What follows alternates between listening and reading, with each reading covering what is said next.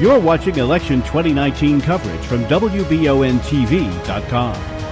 Commissioner of Agriculture candidate Robert Haley Conway says he has served in local offices as he was raised to give back to his community, but now he plans to give back to the entire Commonwealth by running for statewide office. He has also worked in business with thousands of employees working under him for GE, as well as farming on his family acreage all the while. His main objective, Conway elaborates in his 2-minute sit-down, is to help young farmers and keep small farms going across Kentucky.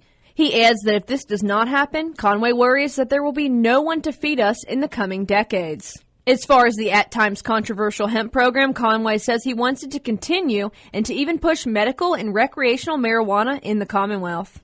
Conway says that over the past few decades, the Commissioner of Agriculture position has been used, he has noticed, for up-and-coming political talent. He elaborates that farmers deserve better than candidates using, in his opinion, the seat is a leg up to other political positions.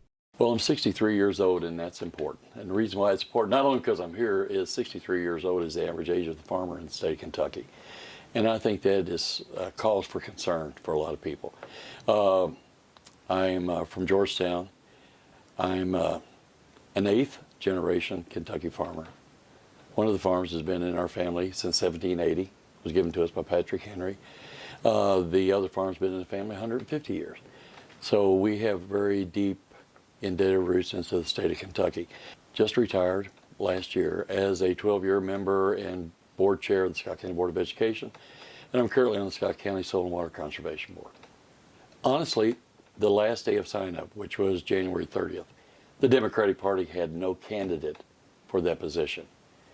And it really bothered me, knowing where we have been in the past, that in my opinion, the Democratic Party had walked away from rural Kentucky.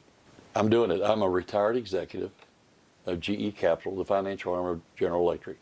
I've actually run a division that had a $65 million budget, and I've had 2,000 employees underneath of me. So I have the business experience, and also I have the farm experience. But I see how hard it is for a young person to be involved in farming. Farming is an extremely capital-intensive venture. It takes a lot of money. We have to do something. Or if you think about it, 20 years from now, who's going to feed us? And I'm really concerned about that. The average revenue, not profit, just revenue, for 37,000 of them, over 50%, is less than $10,000 a year.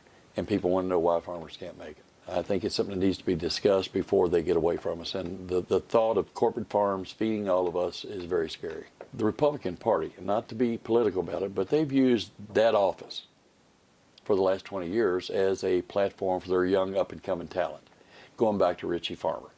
They were young guys that ran for an office to get the political experience to run for higher office. I think Kentucky farmers deserve better, and I want hemp, and I want medical marijuana, and actually I've kind of evolved since I've been on the campaign. I want it all. I want recreational. Let's legalize everything, tax it. Well, my personal thing is I'm actually funding my own campaign. I'm the only person doing that. I didn't want, when I made the decision to run, I didn't want to get tied up into trying to raise money. The current Commissioner of Agriculture, according to the report that just was put out, has over $300,000 in his war chest. Farmers right now are making less money than they did in 1986. Bankruptcies are at an all-time high, and so is the suicide rate for farmers. And that should really concern people.